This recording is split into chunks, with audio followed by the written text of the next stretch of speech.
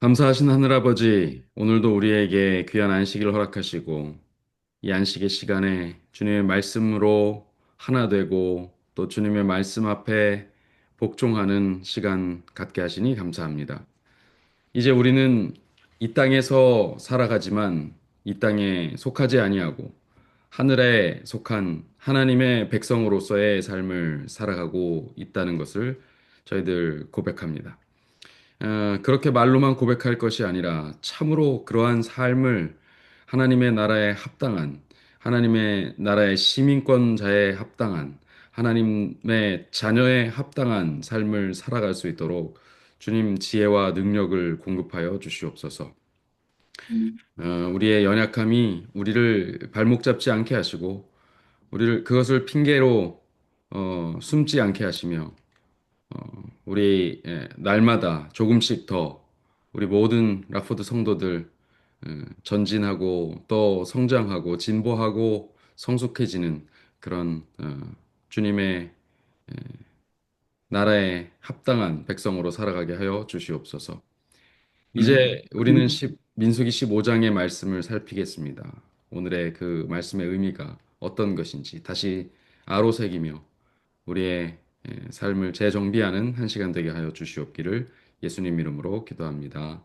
아멘. 아멘. 네.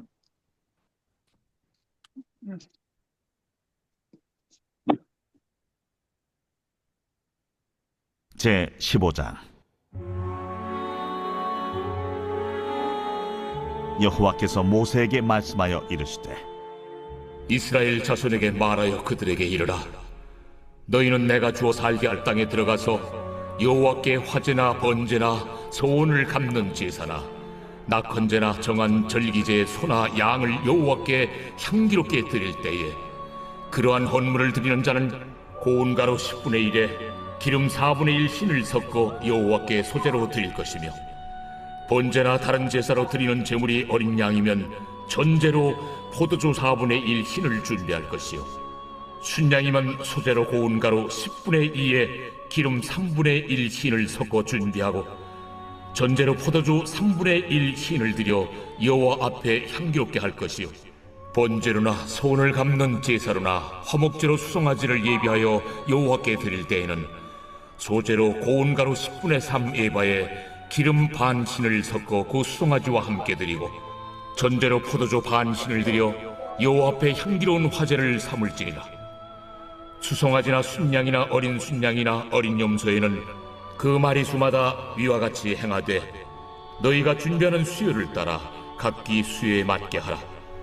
누구든지 본토 소생이 여호와께 향기로운 화제를 드릴 때에는 이 법대로 할 것이요, 너희 중에 거류하는 타국인이나 너희 중에 대대로 있는 자나 누구든지 여호와께 향기로운 화제를 드릴 때에는 너희가 하는 대로 그도 그리할 것이라.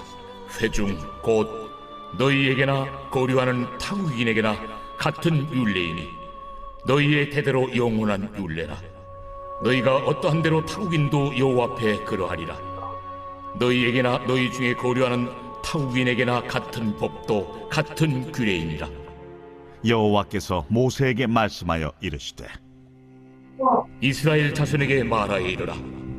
너희는 내가 인도하는 땅에 들어가거든 그 땅의 양식을 먹을 때에 여호와께 거제를 드리되 너희의 처음 익은 곡식 가루떡을 거제로 타작마당에 거제같이 들어드리라. 너희의 처음 익은 곡식 가루떡을 대대에 여호와께 거제로 드릴지니라. 너희가 그릇 범죄하여 여호와가 모세에게 말씀하신 이 모든 명령을 지키지 못하되 곧 여호와께서 모세를 통하여 너희에게 명령한 모든 것을 여호와께서 명령한 날 이후부터 너희 대대에 지키지 못하여 회중이 부지중에 범죄하였거든 온 회중은 수송아지 한 마리를 여호와께 향기로운 화제로 드리고 규례대로 소제와 전제를 드리고 순염소 한 마리를 속죄제로 드릴 것이다. 제사장이 이스라엘 자손의 온 회중을 위하여 속죄하면 그들이 사함을 받으리니 이는 그가 부지중에 범죄함이며 또 부지중에 범죄함으로 말미암아 헌물 곧 화제와 속죄제를 여호와께 드렸습니다. 이스라엘 자손의 온 회중과 그들 중에 거류하는 타국인도 사함을 받을 것은 온 백성이 부주 중에 범죄하였음이니라. 만일 한 사람이 부주 중에 범죄하면 1년 된 암염소로 속죄제를 드릴 것이요 제사장은 그 부주 중에 범죄한 사람이 부주 중에 여호와 앞에 범한 죄를 위하여 속죄하여 그 죄를 속할지니 그리하면 사함을 얻으리라. 이스라엘 자손 중 본토 소생이든지 그들 중에 거류하는 타국인이든지 누구든 부주 중에 범죄한 자에 대한 법이 동일하거니와 본토인이든지 타국인이든지 고의로 무엇을 보응하면 누구나 여호와를 비방하는 자니 그의 백성 중에서 끊어질 것이라. 그런 사람은 여호와의 말씀을 멸시하고 그의 명령을 파괴하였은즉 그의 죄악이 자기에게로 돌아가서 온전히 끊어지리라. 이스라엘 자손이 광야에 거류할 때에 안식일에 어떤 사람이 나무하는 것을 발견한지라. 그 나무하는 자를 발견한 자들이 그를 모세와 아론과 온 회중 앞으로 끌어왔으나 어떻게 처치할는지 지시하심을 받지 못한 고로 가두었더니 여호와께서 모세에게 이르시되 그 사람을 반드시 죽일지니 온 회중이 진영 밖에서 돌로 그를 칠지니라. 온 회중이 곧 그를 진영 밖으로 끌어내고 돌로 그를 쳐 죽였어. 여호와께서 모세에게 명령하신 대로 하니라. 여호와께서 모세에게 말씀하여 이르시되 이스라엘 자손에게 명령하여 대대로 그들의 옷단 귀에 술을 만들고 청색끈을 그 귀에 술에 더하라. 이 술은 너희가 보고 여호와의 모든 계명을 기억하여 준행하고 너희를 방종하게 하는 자신의 마음과 눈의 욕심을 따라 음행하지 않게 하기 위함이라. 그리하여 너희가 내 모든 계명을 기억하고 행하면 너희의 하나님 앞에 거룩하리라. 나는 여호와 너희 하나님이라. 나는 너희의 하나님이 되려고 너희를 애굽 땅에서 인도해 내었느니라. 나는 여호와 너희의 하나님이니라.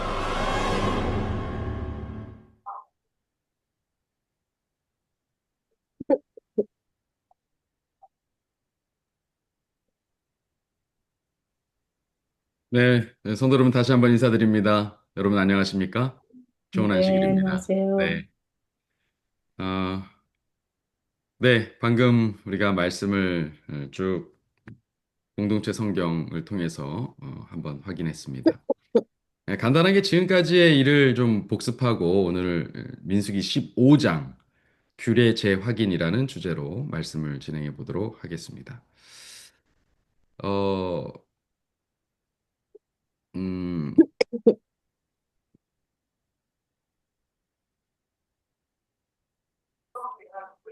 네, 1장에서 4장 출발을 위한 조직, 5장에서 6장, 그리고 질서를 유지하기 위한 규칙, 그리고 정결에 대한 문제를 함께 합니다. 하나님께서 진중에 함께 하시려면 백성들의 정결이 중요했기 때문이죠. 그리고 나실인 서원이 등장합니다.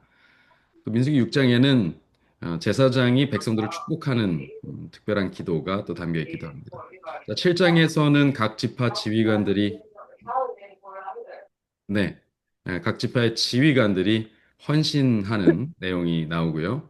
8장에는 성소의 등대, 우리가 촛대라고 부르는 그 등대 이야기가 나옵니다. 그리고 레위인을 구별하죠. 레위인을 구별하고 전신을 삭도하는 그런 이야기가 나옵니다. 자, 그다음 9장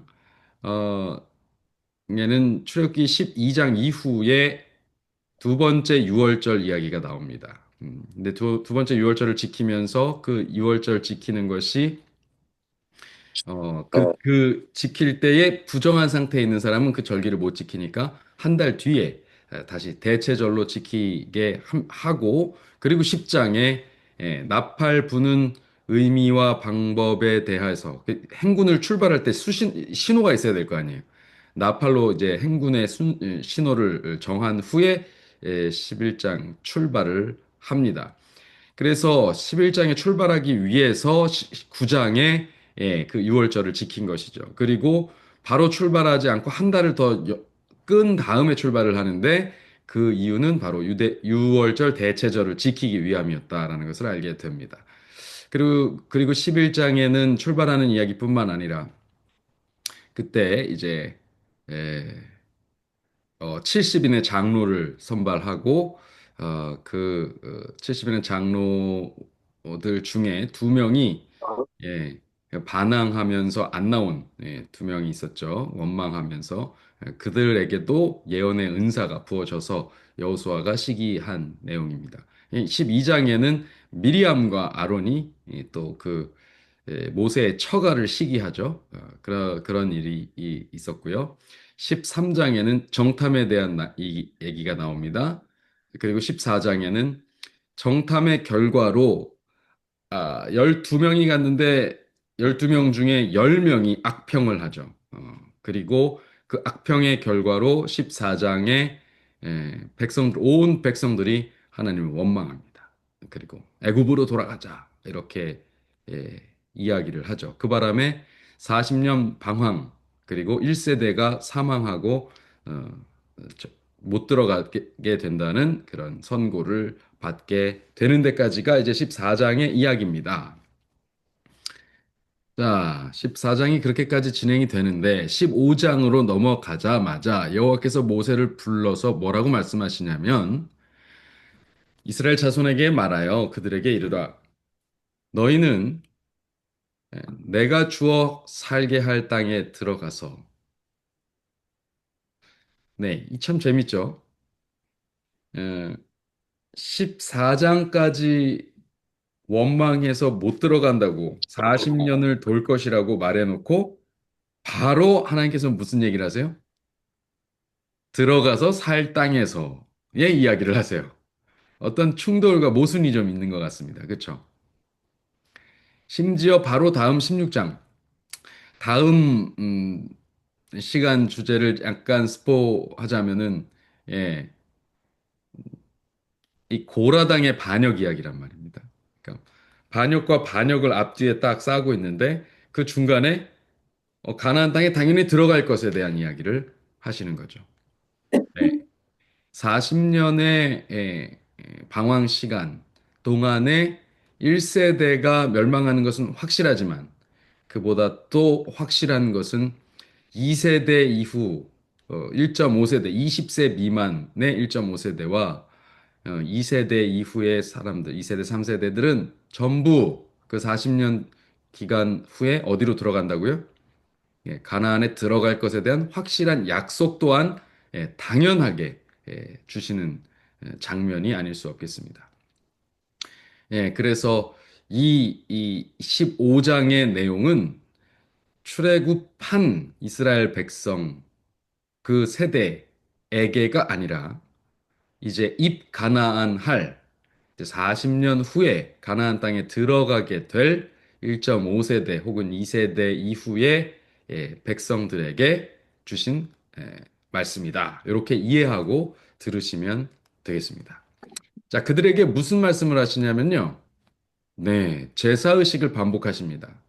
그들에게 분명히 신의 산에서 알려주시고 선포하셨던 레위기의 그 제사를 다시 요약 혹은 정리, 그리고 약간의 절충, 광야 생활 동안에 있었던 것들을 이제 가나안 땅에 들어가서 해야 되니까 그런 내용들을 약간의 절충을 하면서 이제 조정하여서 말씀을 주십니다. 그래서 화제나 번제나 소원 갚는 제사나 이제 소원 갚는 제사 낙헌제 이것이 무엇입니까? 화목제죠. 서원을 갚고 감사를 하고 낙헌을 하는 낙헌제 이런 것들은 다 우리가 알고 있는 화목제입니다. 이런 제사들은 제사를 지내고 그 고기를 어떻게 해요?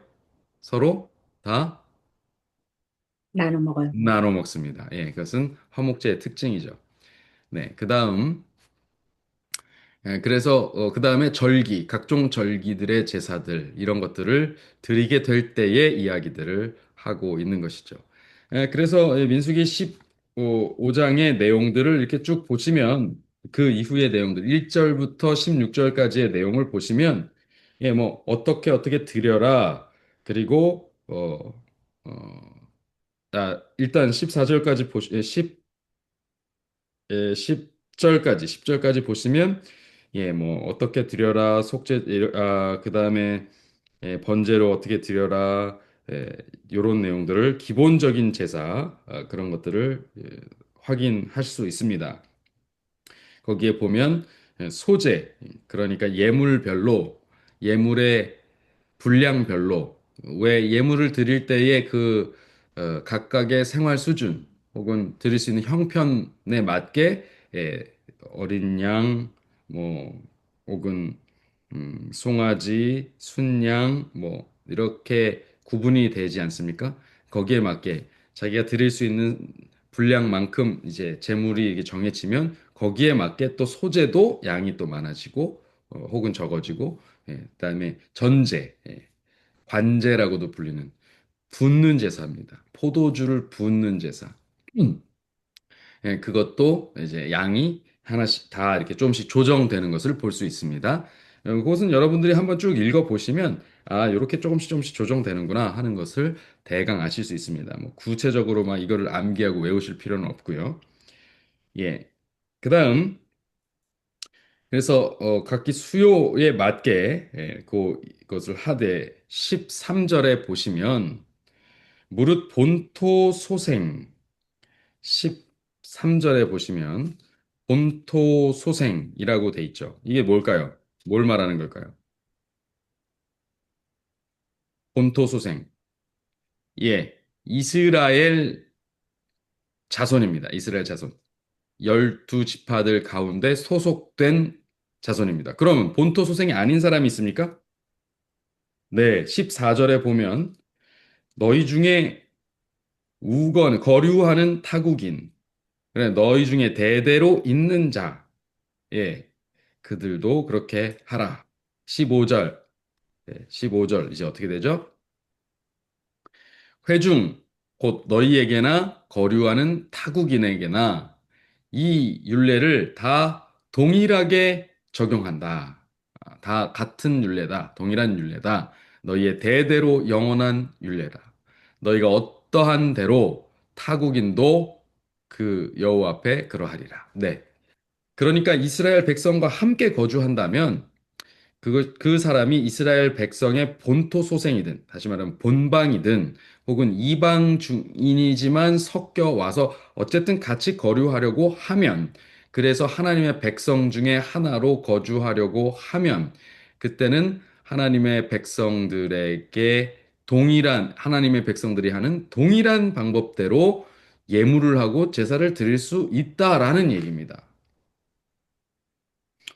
그런데 우리가 아는 대로 그, 이 그 유대 이스라엘이 이제 예루살렘 성전이 지어지고 거기 보면 뜰, 유대인의 뜰, 뭐 이렇게 해서 이방 사람들은 그 이상 들어갈 수가 없었잖아요. 그렇죠? 그런데 어떻게 제사를 드렸을까요? 그러니까 이것은 제가 유추해 보건데 그렇게 너무 제한한 것, 그 회중의 그 한 명, 다시 말하면 이스라엘 백성의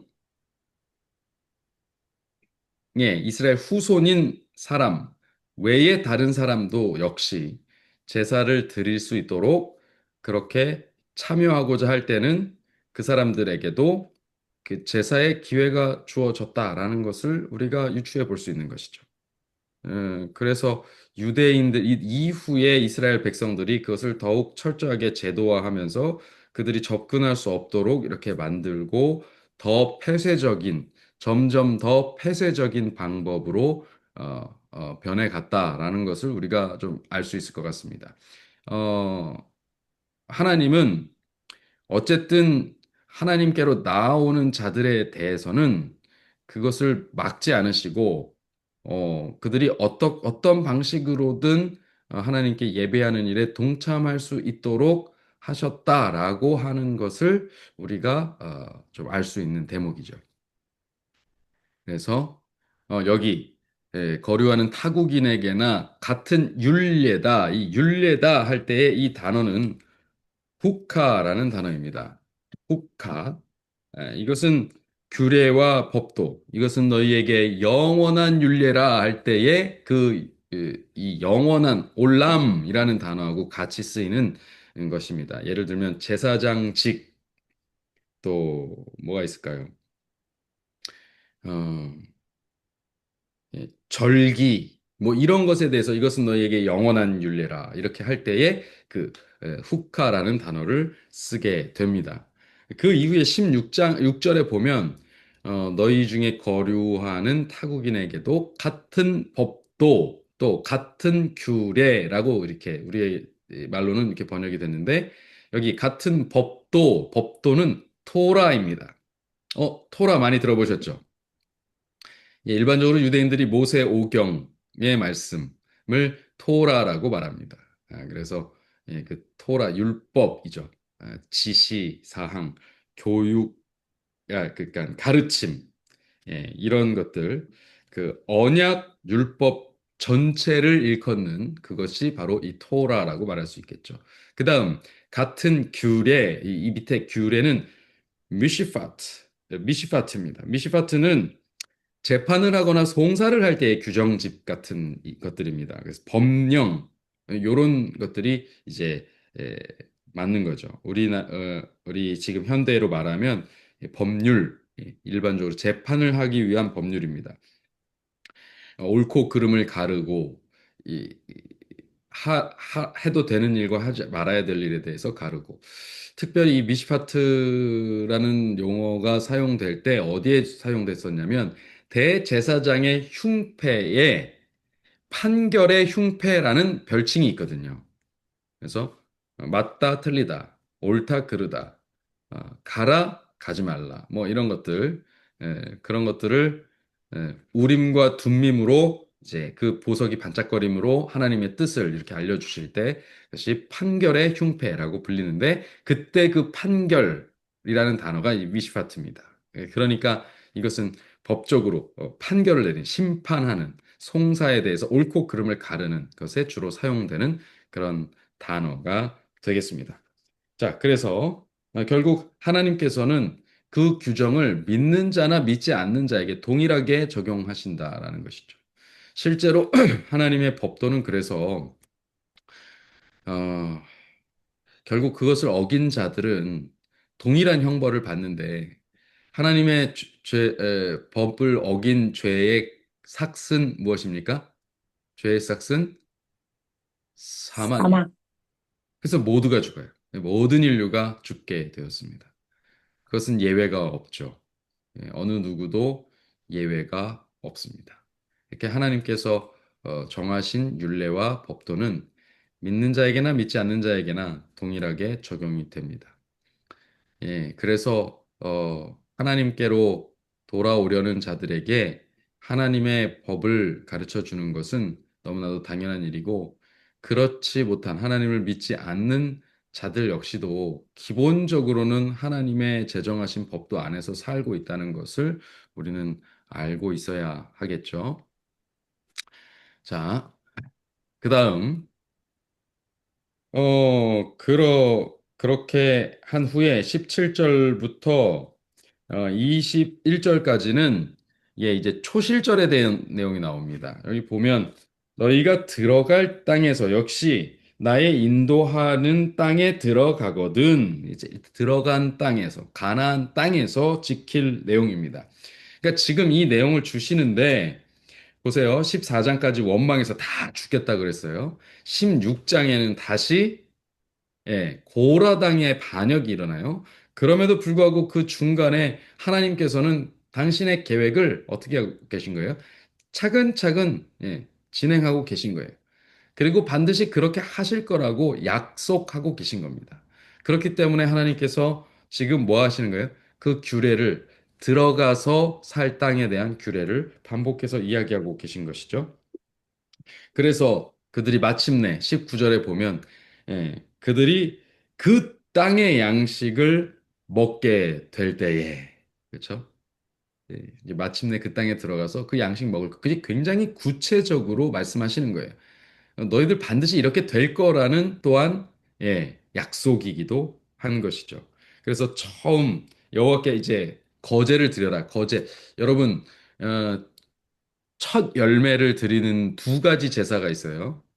첫 번째는 첫 번째는 요제절입니다. 요제절은 뭐예요? 예, 보리를 수확한 겁니다. 첫 보리를 수확해서 그 곡식 단 그대로를 가지고 하나님 앞에 흔드는 제사입니다. 예, 흔들어서 첫 열매에 대한 제사를 드립니다. 요제입니다. 그 다음 두 번째는 초실절입니다. 초실절은 어떻게 드립니까? 거제로 드립니다. 거제는 어떻게 드리는 겁니까? 예, 이후에 오순절, 초실절, 오순절이라고도 말합니다. 맥추절이라고도 말합니다. 근데 이 맥자가 보리맥자라고도 볼 수 있는데, 이게 사실은, 그 보리가 그런 보리가 아니라 사실 밀에 대한 이야기입니다. 예, 밀이 소맥이죠. 소맥. 소맥은 밀입니다. 밀은 그것을 추수한 후에 가루로 만들어서 그것으로 떡을 만들고 그것을 가지고 드리는 거예요. 그래서 떡을 흔들지 않고요. 떡은 딱 이렇게 쟁반에 담아서 그것을 이렇게 예, 거제로 올려 드리는 것입니다. 이렇게 한번 들어 올리는 제사를 하게 되죠. 바로 그 제사입니다. 그러니까 그들이 제대로 추수를 한 후에 그 소출이 나왔을 그때에 그것을 가지고 거제를 드릴 때 이렇게 드려라 라고 하는 이야기입니다. 대대로 여호와께 거제를 꼭 드려라. 들어가서 그 땅에 소출을 먹게 될 것에 대한 또한 약속을 주시는 거죠. 그리고 나서 이제 22절이 진행됩니다.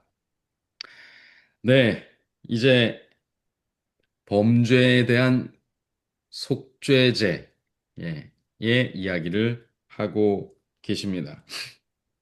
그런데 특별히 여기서는 이제 그냥 속죄제가 아니라 범죄 자체에 대한 이야기를 조금 강조하고 계세요.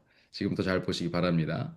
너희가 그릇 범죄하여 여호와가 모세에게 말씀하신 이 모든 명령을 지키지 못하여 모든 명령을 전부 다 어기든지 아니면 모든 명령 중에 하나라도 어겨서 그 모든 명령이 다 안 지켜진 게 되게 하든지 회중이 부지 중에 범죄하였거든. 그릇 범죄하다라는 말을 바꾸면 이게 동일한 단어입니다. 부지 중에 범죄하다라는 것입니다. 그들이 실수로 그렇게 했다면 실수입니다. 부지 중이에요. 그러면 수송아지를 드리고 그 다음 제사장이 그랬으면 제사장이 그랬으면 제사장이 그들의 모든 회중의 죄를 사하게 되면 예, 그것이 사해진다. 왜냐하면 그가 어떻게 범죄했다고요? 부지 중에 범죄하였기 때문이다. 그리고 부지 중에 범죄함에 대해서 헌물, 곧 화제와 속죄제를 여호와께 드렸기 때문이다. 그래서 그것을 다 사야 한다. 또 이스라엘 온 회중과 그들 중에 거류하는 타국인도 동일한 한 율례, 한 규례, 한 규범, 한 법도로 동일하게 그들도 역시 이렇게 속죄제를 드리면 그들도 사함을 받을 것이다. 그 온 백성이 이스라엘 자손을 포함해서 이스라엘 온 회중, 이스라엘은 보통 회중이라는 표현을 씁니다. 회중과 그들 중에 거류하는 타국인을 다 합쳐서 온 백성이라고 표현하셨어요. 그들이 부지 중에 범죄하였기 때문이다라고 말하는 것입니다. 자, 레위기에서 우리가 제사의 속죄제를 다 설명한 후에 왜 속죄제를 그렇게 다 드렸는데도 다시 레위기 16장에 속죄일이 따로 있는가에 대해서 우리가 이야기를 한 적이 있습니다. 레위기를 공부하면서. 왜 그랬습니까? 여러분 기억나시는 거 있습니까? 레위기 16장에 왜 별도의 속죄일을 우리가 갖게 됐는지, 대속죄일이라고 불리는 그런 날을 따로 갖고 제사를 드리게 됐는지 기억하시는 분 계십니까?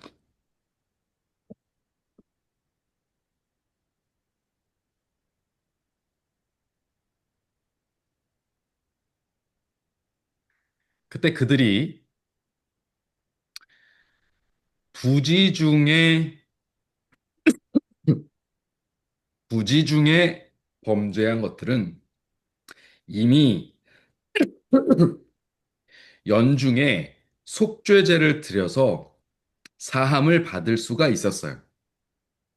그런데 그것은 수송아지나 또 순양이나 암양이나 어린 양을 들여서 네, 이렇게 속죄함을 받게 됩니다.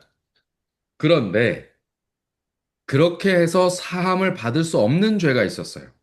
어떤 죄였습니까? 네, 성소를 더럽힌 죄입니다. 어떻게 성소를 더럽혔나요? 네, 부지 중에 지은 죄가 아닌 죄악들은 성소를 더럽혔어요.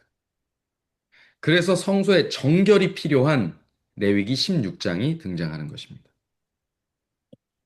사함을 얻지 못하는 죄.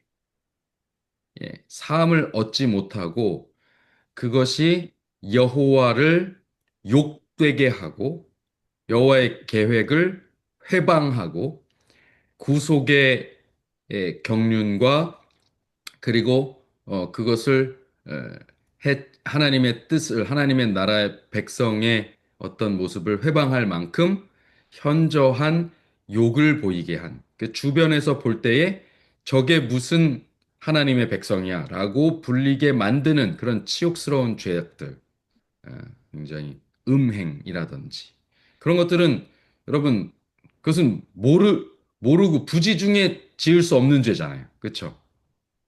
여러분, 부지 중에 도둑질을 할 수 있습니까? 네. 부지 중에 강도짓을 할 수 있습니까? 부지 중에 간음을 행할 수 있습니까? 부지 중에 하나님의 이름을 망령되이 일컬을 수 있습니까? 아, 그게 안 되는 거죠. 그게 안 되는 겁니다. 그래서 부지 중이지 않은 고의적으로 그것을 성경에서는 짐짓이라고 말합니다. 짐짓. 너희가 고의적으로 그런 죄를 지은 것에 대해서는 그것을 반역 그리고 타락 이런 것으로 표현하게 됩니다. 그래서 세 가지 큰 죄. 예. 저도 갑자기 그 용어가 다 기억이 나지 않는데요. 그래서 그 죄악들을 세 가지의 그 죄악들 그런 죄악들을 분명하게 그것은 부지 중에 짓는 죄 외에 성소를 직접 더럽히는 죄악들 그것을 1년에 한 번 대속죄를 통해서 성경에서는 속죄일이라고 나옵니다. 속죄를 통해서 그것을 해결함 받죠. 자, 여기도 이렇게 해서 부지 중에 지은 죄는 이렇게 속죄제를 통해서 해결함 받습니다. 그것이 본토인이든 타국인이든지 마찬가지입니다. 그런데 또한 30절부터는 이 얘기가 나옵니다. 본토인이든지 타국인이든지 고의로 구 번역에는 짐짓 무엇을 범하면 하나님의 계명을 범하면 누구나 여호와를 비방하는 자니 여호와를 비방하는 자니 이렇게 돼 있습니다. 예. 여기 구번역 한글 개혁판에는 여호와를 회방하는 자니 여호와를 망령되이 일컫는 자니 여호와의 뜻을 거스르는 자니 여호와의 뜻에 정면으로 도전하는 자니 여호와의 뜻을 방해하는 자니 이런 뜻입니다. 그것은 고의적으로 짓는 죄입니다. 내가 부지 중에 어떤 일을 했는데 그게 결과적으로 아이고 이게 하나님의 그, 것에 손해를 입힌 일이 됐어요. 그것을 인지하면 누군가 옆에서 알려주든지 아니면 자기가 자각을 하든지 그랬을 때는 속죄제를 드려서 그것을 사함을 받을 수 있습니다. 그런데 그것이 고의적인 죄면 그것은 그렇게 속죄제로 해결될 일이 아니었죠. 네. 그런 죄는 반드시 어떻게 되느냐? 백성 중에서 끊어지게 됩니다. 그런 사람은 여호와의 말씀을 멸시했고 그의 명령을 파괴했기 때문에 그 죄악이 어디에게로 돌아간다고요? 자기에게로. 그건 누구의 책임도 아닙니다. 다른 어떤 예, 그 뭐랄까요? 핑계도 변명도 할 수 없다. 예, 그것은 죄 사함의 여지가 없다. 그러므로 그 죄악이 누구에게로 돌아간다? 자기 자신에게로 돌아간다. 그 죄악은 일부러 지은 죄악은 알고도 지은 죄악은 자기에게로 돌아간다. 그래서 온전히 끊어지리라. 이런 말씀을 들으면 사실 굉장히 두렵죠. 여러분들은 부지 중에 짓는 죄만 짓고 사십니까? 예, 그렇다면 참 다행이신데 이게 죄인 것을 알면서도 그것을 짓는 경우가 많지 않으신가요? 네. 이거 뭐 저도 그렇습니다. 뭐 우리가 다 그렇죠라고 공공연하게 말하기가 참 껄끄러운 부분입니다만 네, 이 말씀을 읽으면서 우리 마음이 찔리는 이유는 그런 일들이 많기 때문이 아닐까 싶습니다. 이 일을 어떻게 해결하면 좋을까요? 이 일도 역시 하나님이 해결하실 일입니다. 여러분, 이것이 죄악입니다. 우리는 모르고 실수로만 죄를 짓는 게 아니에요. 우리는 우리의 의도와 목적과 그리고 예, 여러 욕망 자체가 다 오염되고 타락했습니다. 그것을 인정하고 하나님께로 돌아가야 합니다. 하나님의 말씀이 우리를 가르치시는 그곳을 향해서 나아가야 합니다. 잘 안 돼도 자꾸 한 걸음 한 걸음 나아가야 합니다. 현대의 많은 기독교들은 율법이 폐하여졌다고 말합니다. 그 폐하여졌다는 말은요, 예, 그냥 간단하게 얘기해서 그것은 제사법이 폐하여진 것입니다. 위생법이 폐하여졌어요? 손 씻으라면 손 안 씻고 사실 거예요? 그 다음에 도덕법이 폐하여졌어요? 도덕법의 대표는 뭡니까? 십계명이죠. 하나님 안 믿으실 거예요? 우상 만들 겁니까? 네. 안식일 안 지키고, 그 다음에 부모를 공경 안 하고, 도둑질 막 하고, 살인하고, 간음하면서 살 겁니까? 아니요. 우리는 그렇게 살지 않을 겁니다. 그 말은 즉슨 뭐냐면, 하나님께서 제시하신 모든 규례가 다 폐허진 것이 아니고, 제사의식, 다시 말해서 구속에 관한 예수 그리스도를 상징하는 절기와 거기에 맞는 그런 그 절기 안식일들과 그리고 그 절기의 예, 여러 제도들 그런 것들에 대한 율법이 끝이 났다. 그것을 다 완성하신 원형이 오셨기 때문에 그것이 이제 필요 없어졌다라는 소리죠. 그래서 오늘 우리는 여전히 여호와의 말씀을 멸시하지 않는 방식의 삶을 살고자 하는 것이죠. 네, 그렇게 하려면 우리에게는 그리스도가 필요하시죠. 오로지 그리스도께서 우리를 사하여 주시는 것 외에는 그 일을 해결할 방법이 없습니다. 일반 속죄제를 드리는 수송아지, 수양, 어린 양, 암양 이런 모든 것들이 다 그리스도를 상징하는 것 맞습니다. 그러나 또한 대속죄일에 드려지는 두 마리의 염소들 있지 않습니까? 그 가운데 속죄제로 성소 안, 특히 지성소 안까지 그 피가 들어가는 예물도 역시 누굴 상징합니까? 네, 그리스도를 상징합니다. 그분만이 정말 우리가 뭐 가볍게 해결할 수 있는 죄든 그렇게 해결할 수 없는 정말 지긋지긋한 우리의 예, 예, 오염된 본능과 본성과 의도적인 거기서 나온 의도적인 죄든 모든 것들을 다 해결하실 수 있는 유일한 분이시죠. 그래서 천하 인간의 구원을 얻을 만한 다른 이름을 우리에게 주신 일이 없다라는 것은 명백한 진리입니다. 네, 우리는 온전히 끊어지고 모든 죄책을 우리 자신이 져야만 했습니다. 그러나 그것을 누가 해결하십니까? 그리스도께서 해결하십니다. 자, 그런데 이제 문제가 하나 발생합니다. 32절에 이스라엘 자손이 광야에 거류할 때 안식일에 어떤 사람이 나무하는 것을 발견했습니다. 어? 나무했어요. 근데 그 날이 어떤 날이었어요? 안식일. 안식일이었어요. 그 나무하는 자를 발견한 자들이 그를 모세와 아론과 온 회중 앞으로 끌어왔으나 여호와께서 모세에게 이르시되 끌어왔으나 34절에 보면 이걸 어떻게 해결할 지 몰라가지고 여호와께 묻게 됩니다. 예. 자, 안식일을 범한 자는 어떻게 하게 돼 있습니까, 원래?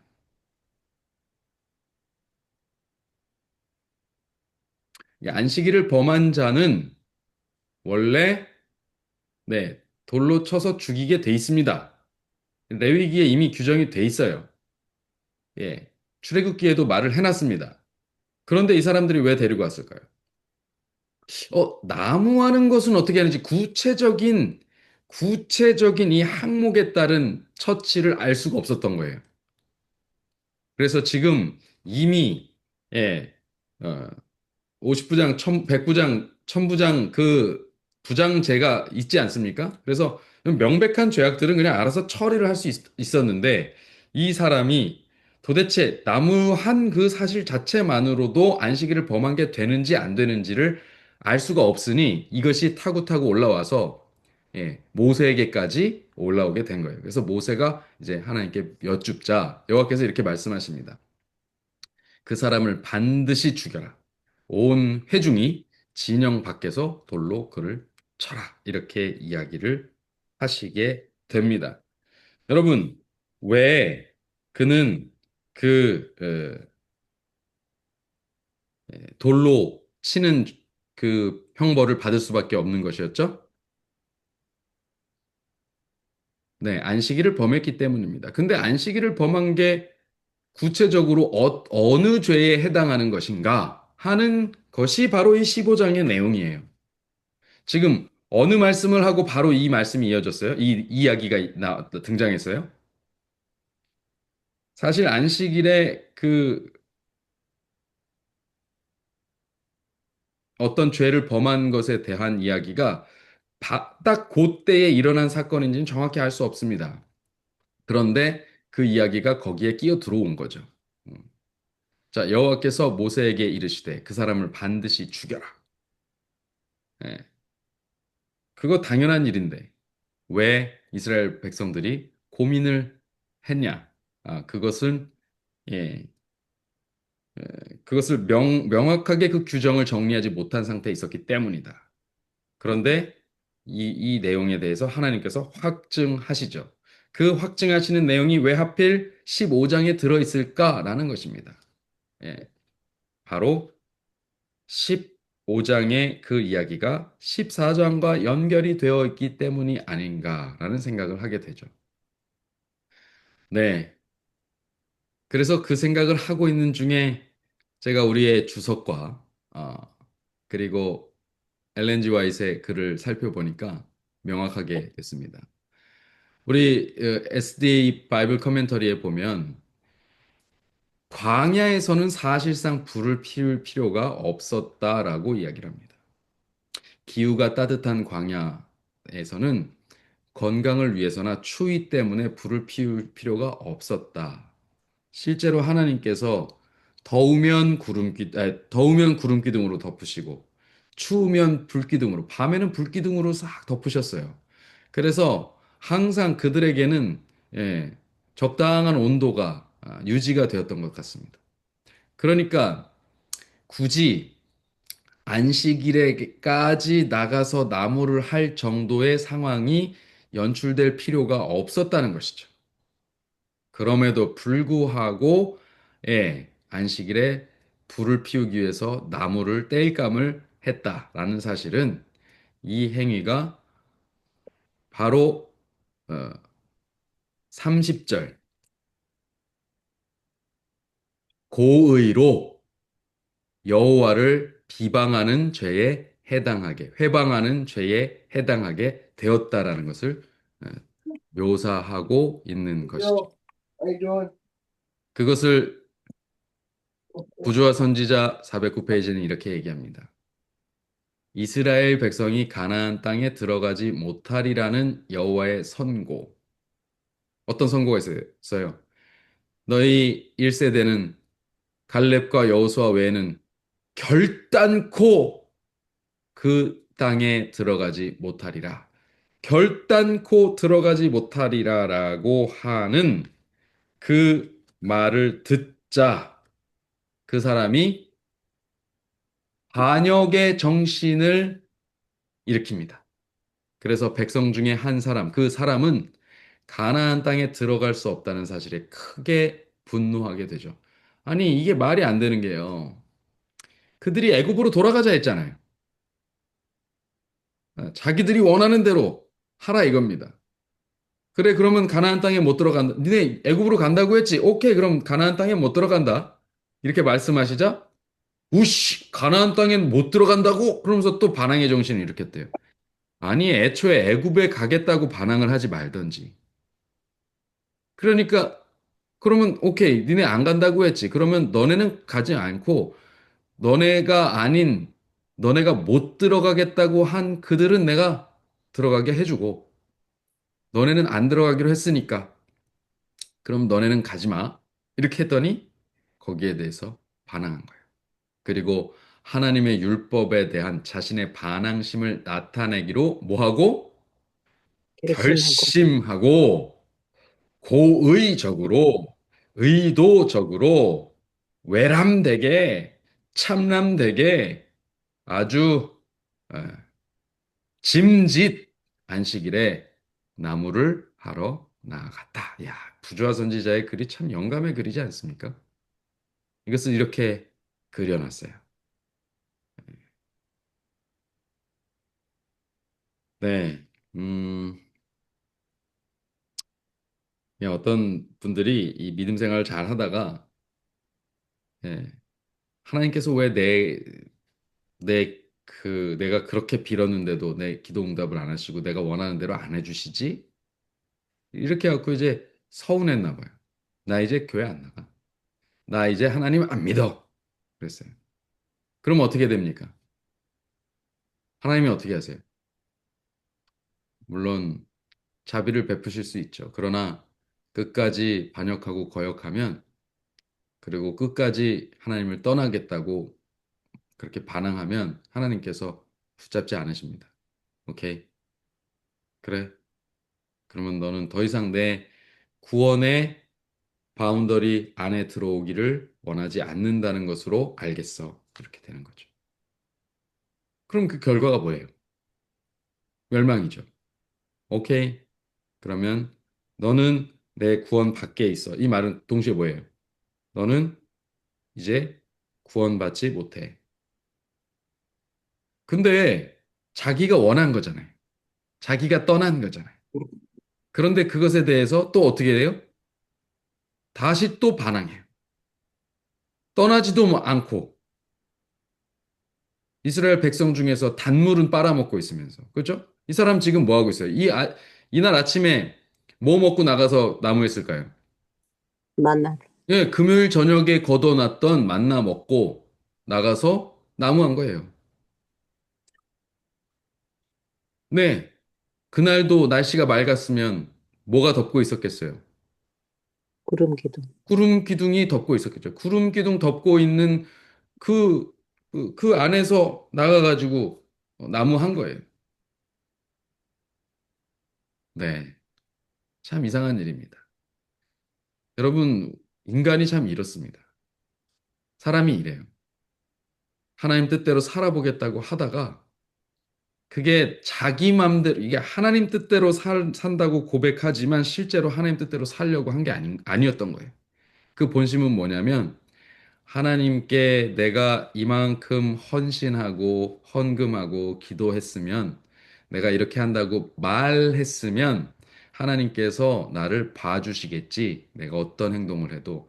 그래서 내가 원하는 대로 내가 할 수 있겠지. 이건 마치 하나님을 내가 원하는 대로 도깨비방망이 휘두르듯이 핸들링 하려고 한 거 아니에요?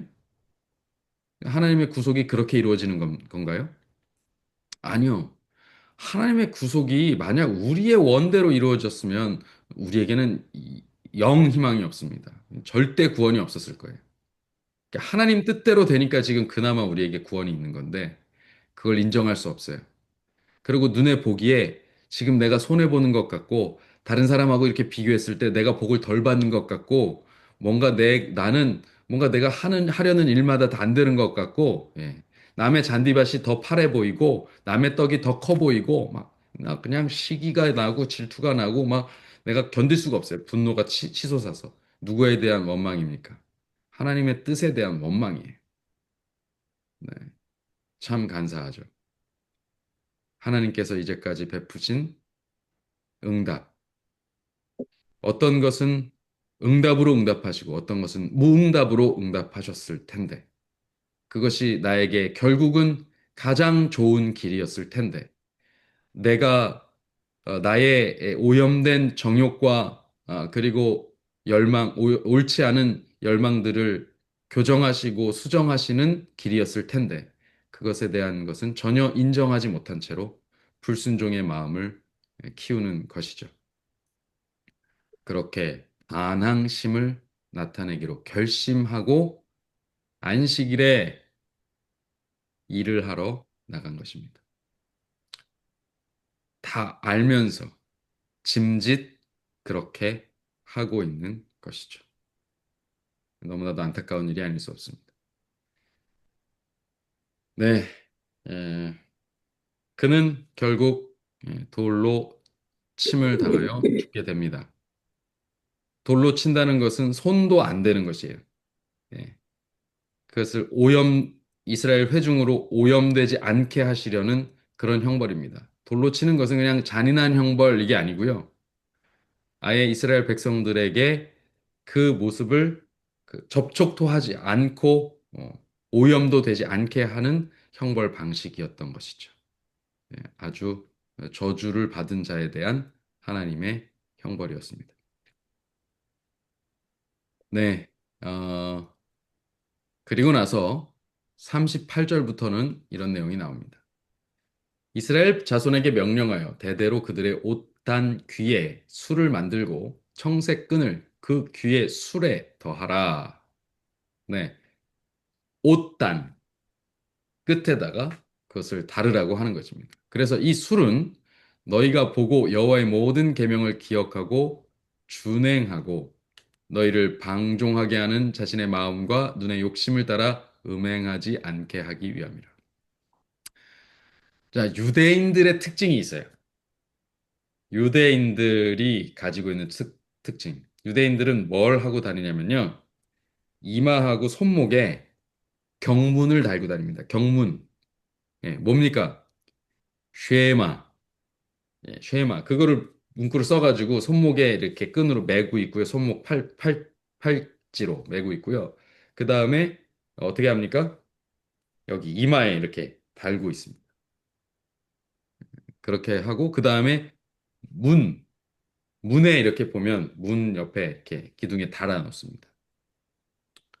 예, 그 유대인들의 특징입니다. 그리고 또 뭐가 있냐면 바로 이스라엘 백성들은 요것을 달고 다니면서 우리는 여호와 하나님의 계명을 순종하는 백성이다. 요것을 드러내는 표로 사용합니다. 그렇게 해서 너희가 내 모든 계명을 기억하고 행하면 너희 하나님 앞에 거룩하리라. 그러니까 우리는 다 하나님의 계명을 기억하고 행하는 하나님의 거룩한 백성들이다라는 표가 뭐예요? 예, 이 술입니다. 이 술. 옷단에 이렇게 달아 놓는 술이에요. 그래서 이렇게 장터에 돌아다닐 때 그 술을 달고 있는 사람은 누군 거예요? 예, 뭐 예를 들자면 네. 어떤 사람은 안 달고 그냥 그냥 일반 옷을 입고 있는 사람과 그 술, 옷 끝에 옷단에 술을 달고 있는 사람, 특별히 청색 실을 포함시킨 그 술, 예, 요겁니다. 예, 요거를 달고 있는 그런 백성은 다 누구예요? 이스라엘 백성이라는 것입니다. 요런 식으로 달아놓는 거예요. 예, 옷 밑에. 그러면 이것을 보고 우리가 여호와의 계명을 준행하는 백성이다라고 하는 표를 나타냅니다. 그리고 어디 가서 함부로 행동을 못 해요. 아무 데나 가서 내 욕심대로 막 하지 못합니다. 네. 예, 막 몰려다니면서 비방하는 소리와 여호와의 계명을 어기는 행동과 뭐 아무 음식이나 막 먹던지 아무 그 남녀와 막 섞여 있던지 이렇게 하는 거 못 한다는 거예요. 이 옷을 입고 있기 때문에, 다 눈에 띄기 때문에 나를 속일 수 없다는 것입니다. 그러니까 하나님께서 그 자기를 속이지 못하게 만드는 방책으로 요거를 이렇게 하나씩 이렇게 두셨어요. 그런데 이게 후대에 어떻게 변했냐면, 쉐마 이스라엘, 이스라엘아 들으라 하고, 너희는 마음과 뜻과 성품과 목숨을 다해서 하나님을 사랑하라. 그리고 내 이웃을 내 몸과 같이 사랑하라. 하신 하나님의 말씀에 순종하는 정신으로 살아가는 것에 집중하는 게 아니라 그 경문을 이마에 붙이고 손목에 매며 뭐 이렇게 해라라고 하는 그 행위만 하는 거예요. 실제로 말씀에는 순종을 안 하고 있으면서 그걸 붙이고 다니면 그것이 율법을 지킨 것이라고 자위하는 것이죠. 또 실제로 여호와의 말씀을 기억하고 방종하지 아니하며 또 모든 그 명령대로 행하는 것을 상징하는 표로 술을 달고 다니는데 이 술을 길게 길게 막 늘어뜨리고 티나게 막 두껍게 막 그냥 해갖고 누가 봐도 아유 저 사람 정말 하나님의 계명을 잘 순종하려고 기억하려고 저렇게 해놓구나라고 보이는 그런 모습으로 가장하고 실제로는 그렇지 못한 내면을 가지고 있는 회칠한 무덤으로 사는 형태를 취하게 되어 버렸다는 것입니다. 네, 우리는 오늘 안식일을 맞았습니다. 우리는 이제 하나님을 경배합니다. 그런데 그 외면의 모습, 좋은 복장, 또 헌물을 준비하고 하나님께 예배하러 나오는 그런 행위 자체가 마치 우리가 그 하나님의 계명을 기억한다는 표의 전부인 것으로 생각하면 큰 오산이라는 것입니다. 우리는 그렇게 함으로 하나님께 경배하기도 하지만 경배하는 가운데서 우리 안식일에 경배하기도 하지만 그 외에 나머지 날들을 통해서도 하나님의 백성으로서의 삶을 살아가야 해요. 그 정신을 이 땅에 선포해야 합니다. 오늘 아침에도 우리가 묵상한 내용입니다. 예. 우리가 어떻게 묵상했죠? 잠깐 볼까요? 예. 그, 절제 생활은 잘해. 육체 연습을 열심히 하려고 합니다. 그리고 어, 그런 것으로는 소문이 나요. 그렇지만 실제로 선행과 따뜻한 마음과 긍휼과 이런 것으로는 소문이 안 나. 그러면 아무 소용이 없다는 거예요. 하나님의 백성으로서 하나님의 율례와 법도는 네, 내가 누군가를 향해서 자비와 긍휼을 행하느라고 내 욕망과 욕구를 채우는 죄악을 저지를 시간도 없어지는 그런 모습인 것이죠. 이것이 하나님께서 원하시는 뭐 삶의 방식이 아닐까 생각해 봅니다. 우리는 음, 우리는 어쩔 수 없습니다.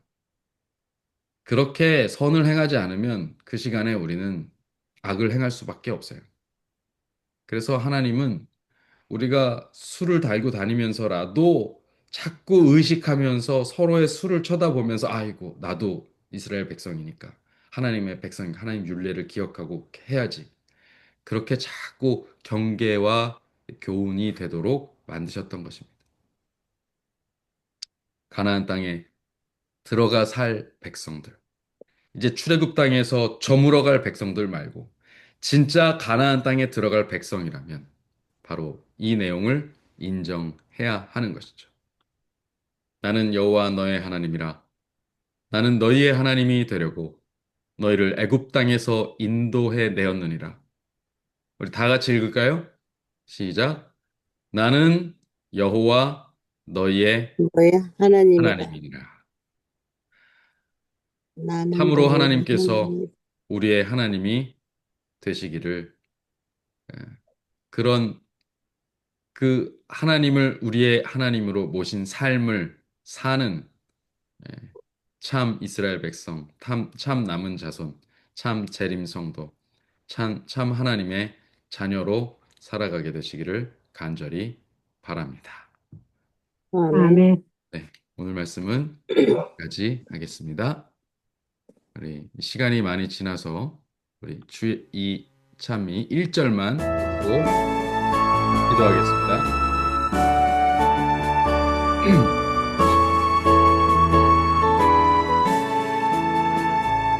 주의 진리 위에 십자가를 높이 높이 받들고 주의 귀한 이름 사랑하면서 반증하며 나가세 나가세 나가세 언제나 주의 군사여 목숨 다하며 싸우며 웃음이 없겠네. 기도하겠습니다. 주님, 우리가 주의 군사로 행군하고 행진하는 가운데 있습니다. 약속의 땅을 향해서 가고 있습니다. 하나님께서